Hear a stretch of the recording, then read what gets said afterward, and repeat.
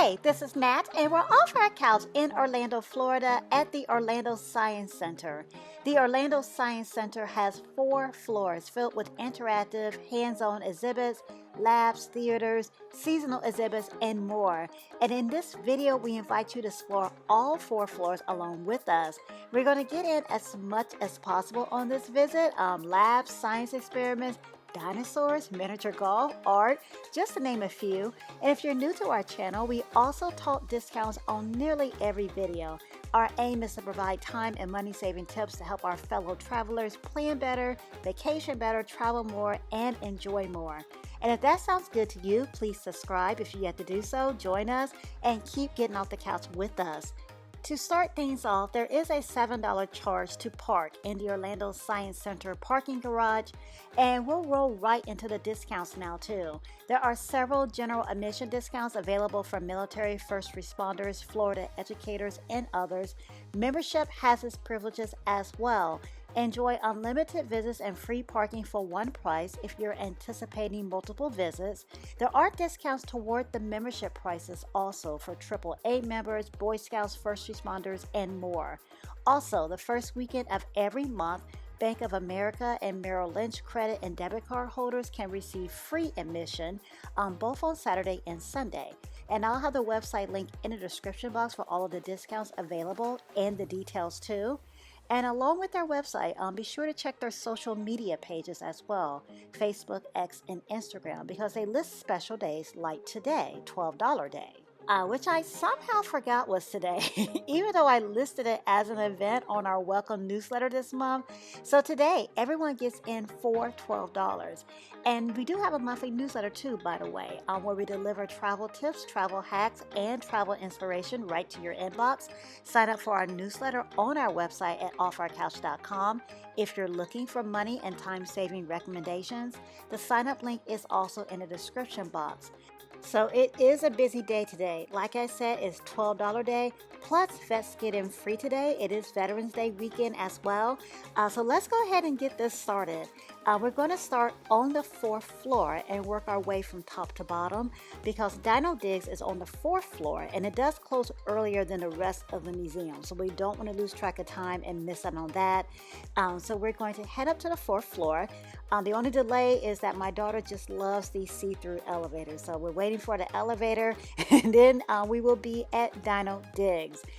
Dino Digs is taking us back in time with these giant fossil replicas of ancient sea creatures and dinosaurs, and it's propelling us into the holiday season too, because Dinos and Lights is going on now until January 9th, 2024. The light shows are about 4 minutes long and the music changes with every show.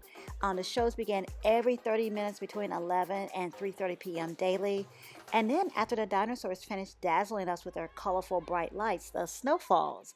Since the shows change, I don't know if this happens after each show. If you do get a chance to catch more than one show, let us know. We would love to know. The snow is definitely a huge hit. Okay, so within Dino Digs, there are dino pits, of course, because that's always fun, looking for fossils yourself. And there's Dino TV. And I just got tromped on by a dinosaur just now. Surprisingly, it wasn't as bad as I thought it would be. I'm really shocked. It looks so much worse on the movies. Now, here's a guide to the dinosaurs that you may see come tromping across the screen. The Flight Lab is on this floor as well. It is open at select times, and the Flight Simulator uses real-world mission scenarios to teach STEM concepts. We are not here in time for Flight Lab, but we can walk right into Dr. Dare's lab. The lab is open on the weekends, and we can follow the iPad instructions to conduct the experiments. And the experiments do change monthly. This lab experiment is about craters and how they are made. And I tell you, this meter stick and scale is taking me way back, too far back. I remember how to use the scale, but not how to read it. So London is doing all of the measurements and reading. Once another station opens up, London and the kids try another lab and learn how to turn a cell phone flashlight into a black light. This is so much fun, and it would be awesome to have a chance to try all of the stations. But there are lots of experiments that we can take home to try as well, which is really cool. Right outside of Dr. Dare's lab is our planet, our solar system, where you can learn more about the atmosphere, biosphere, geosphere, and hydrosphere and how they all work together. And there's still another sphere to talk about, Science on a Sphere, which helps visitors understand the planet's landscape and weather, and also allows you to tour the solar system. They give presentations here as well. And looking at the schedule, presentations aren't always about the solar system. They also bring animals out, like snakes, and perform scientific demonstrations. Now, within the WFTV 9 Severe Weather Center, you're the one in charge of presenting as you play chief meteorologist for the day within a working replica of the actual set used on WFTV and Orlando television station. I have to use extra hand actions to get my point across, because if this was a real weather report, I'd be standing and waving my hands all over a gigantic map. So after my engaging and accurate and action-packed weather report, we're going to go ahead and wrap it up here on the 4th floor, even though there is so much more to do here on this floor. But we're going to go ahead and hit the 3rd floor now and see what that's all about. So now we have arrived at the Makerspace, on the Hive Makerspace, where you can design, have access to real tools, including 3D printing as well as materials. This area is recommended for ages 8 and up due to the fact that you are using real tools like saws, hot glue guns, etc. My daughter doesn't quite hit the age requirement, so while London and my son are busy sewing and cutting and making their creations, like the cat crown, do you recognize it? Yeah, I was just wearing it during my riveting weather report. We did start on the 4th floor, but we did have to go back later to the 4th floor to do the meteorologist report once the crowd thinned out. And at that point, my daughter didn't want to carry anymore. It's a little bit too big for her head. And my purse was stuffed carrying the science experiments that we picked up earlier, along with my son's design, an ancient millipede that he learned about on a show that's on Netflix called Life on Our Planet. So that is now why I'm wearing the cat crown. That's the whole point of the story. So that is what my son and London were up to. But since my daughter could not go into the Makerspace, they do have a coloring station outside of the Hive Makerspace 2 as an option for guests under 8, but she decided she'd rather check out more of the center, so we decided to walk through Fusion, a STEAM, science, technology, engineering, arts, and mathematics gallery. There's a lot of AI-generated art within the gallery, which are perfect examples of the gallery's mission to show how art and design are complements of science. My daughter and I are enjoying looking at the various pieces. My daughter can also see the 2nd floor from here, and wow, look at all of that activity. So needless to say, we're going to head to the 2nd floor to check out the Backyard Adventures, a temporary exhibit happening from October 1st to January 9th, 2024. Backyard Adventures is all about spending time in the backyard and being outdoors, because research has found that being active outdoors is good for both our physical health and mental health. And there's plenty of activities here good for both the physical and mental, and having fun is good for your mental health. That's what I believe and live by, at least. So we can benefit our physical and mental health by tossing the ball in the backyard, trying to beat our best speed, moving through the seasons slowly or quickly, play in the dirt, the most colorful dirt ever, pretend to be a bee and spend your days buzzing around, and enjoy a round of backyard mini golf, and many more fun outdoorsy things to do. Kinetic Zone Science in Motion, an area where you put principles of physics and engineering into play, is also on level 2. This area is hectic, crazy fun. There are balls flying around everywhere. My daughter and I are challenging ourselves now to get as many balls in the air as possible. Oh wow, we've gotten up to 4, now 5. Oh no, that was way too much. It's like life. You're balancing, getting it all done, then someone adds one extra task, like picking up snacks for the next meeting after work, and then everything just falls apart. We just need more practice, right? More practicing, balancing more and more items. So, on to the balance challenge. They actually have a practice area where you experiment with your design first. The aim is to try to safely transport your passenger across the river. Somehow, my daughter and I missed the practice area. London and my son got to practice. Once London and my son finished at the Hive Makerspace, they joined us here on level 2. And they're taking their time tinkering with their design while my daughter and I are just going straight for it. And weights are just flying everywhere, just like the balls were earlier. Just hectic, crazy fun. We're using the real area to continually test our designs over and over again because this is just so much fun. There are also pulley systems, which are really popular. And we're on Electric Avenue now, trying more experiments.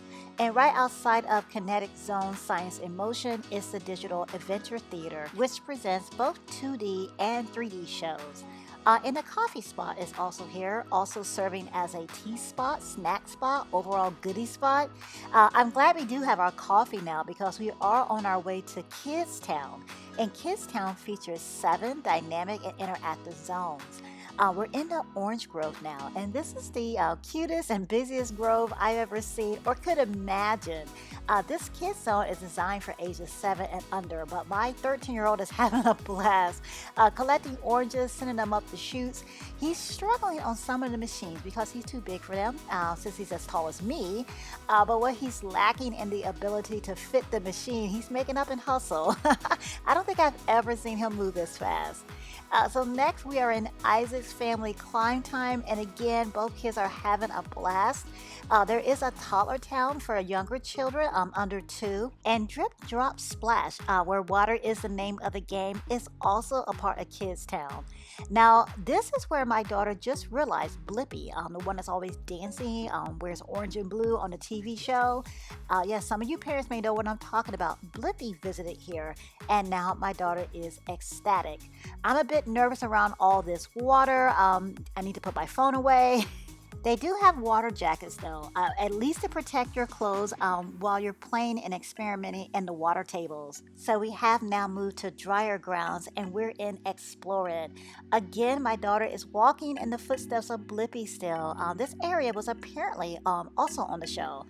My daughter is continuously telling me all about it as we send scarves flying up into the air and diving to retrieve them. Look at that catch by London, one-handed, wow. This is just the definition of unstructured, free-spirited fun. I am so glad we decided to start on the 4th floor and make our way down. Because if we would have hit this earlier in the day, we'd be done. This video would just be about 2 floors. It would still be a lot though, because this Kids Town is more like Kids Country. There's still more. Kids Town Studio, where creative thinking is strongly encouraged. We peeked in and saw kids having a great time in that area. And this one also, Harriet's Kids Town Theater. This area is about drama, music, and movement without any direction or wrong answers. And you can choose from an array of outfits and dress up while you are performing. This Kids Country, yes, I have taken the liberty to rename the area, is unbelievable. It is 11,000 square feet and just filled with a variety of activities and so much fun. So we do need to talk about one more spot on level 2, and that is the Science Store. I just love how it's called the Science Store rather than the gift shop. But this is where you'll pick up those items you would expect to pick up at a gift shop, t-shirts, stickers, shot glasses, etc. And also pick up some really cool educational science stuff as well. Okay, let's move to our last floor, floor number 1. London and my son will beat us there because they're taking the stairs, while my daughter keeps insisting on taking the elevator. She loves these clear elevators. It's like another exhibit for her as far as she's concerned. A few minutes later though, we have joined the men to walk around Food Heroes, an exhibit that discusses our current food system and the people working diligently to improve that system and make it more sustainable and healthy. My kids are working diligently now and cooperatively to work with the machine hand to harvest this food. There's the arm and such. I accidentally pressed it! No, I accidentally pressed it. Sorry. I figured it out. They were so close to getting the food into the box. And you cannot talk about food without talking about pollinators, right? So these butterflies are supposed to land on us, but doesn't seem to be working. London found a glitch though. It is cheating and forcing his personal butterfly experience. This is also where the Four Roots Cafe is, and here is a look at their grab and go menu. And they do presentations here as well on the first floor. So much to learn. Many numerous interests are covered in this museum. And this is where the newest exhibit will be too, Life, an exhibit that focuses on 3 environments, ocean, rainforest, and swamp, and tells the story of conservation through animals. We would love to come back and check out that exhibit when it opens, and everything else too. We love to check it all out again. The Dr. Phillips CineDome is here as well, another theater within the Orlando Science Center that offers viewers a 180-degree image on an 8,000 square foot screen. Today they're not playing any films in the theater. It'd be cool to check that out on a future visit as well. Before we start talking about and planning future visits though, we're going to finish touring the Orlando Science Center, head outside and check out the tiny green home. This home educates visitors on energy and water conservation, composting, food gardens, and more efficiency methods. Tours of the home are currently from 10:30 a.m. to 4 p.m. So unfortunately, we're too late to check out the inside of this home. Again, I guess another visit, which is fine. We're all looking forward to our next visit. We had such an amazing day at the Orlando Science Center. So amazing that my son can't even name a favorite activity. He just said all of it. Everything was a favorite. And we all would agree. My daughter's excited too that she finally checked off a place on her Blippi bucket list. Constantly while watching the show, she's always asking, can we go there? And finally, we went there. And another cool thing about the Orlando Science Center is that they do have a lot of tables, a lot of extra activities that are just set outside the exhibit. So another visit would be way different, most likely, than this visit because there is just so much to see.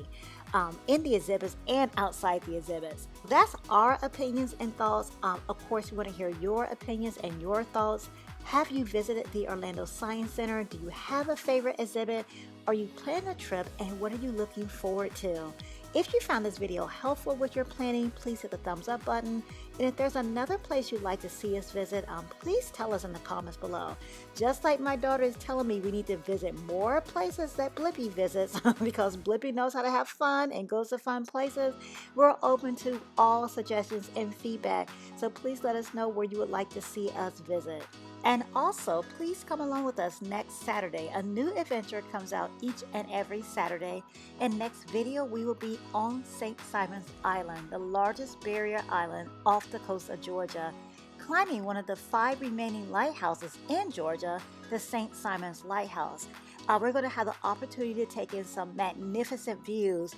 We're also going to be immersed in a lot of history. So join us please next video, subscribe if you yet to do so, and come along with us as we journey through the history of St. Simon's Island and to the top of the lighthouse. As always, thank you so much for joining us on this adventure in Orlando, Florida at the Orlando Science Center. Thank you for all of the likes, comments, shares, and the suggestions. Can't forget those suggestions. It's all greatly appreciated. Until next week, click on the video to see another one of our experiences. Thanks for watching.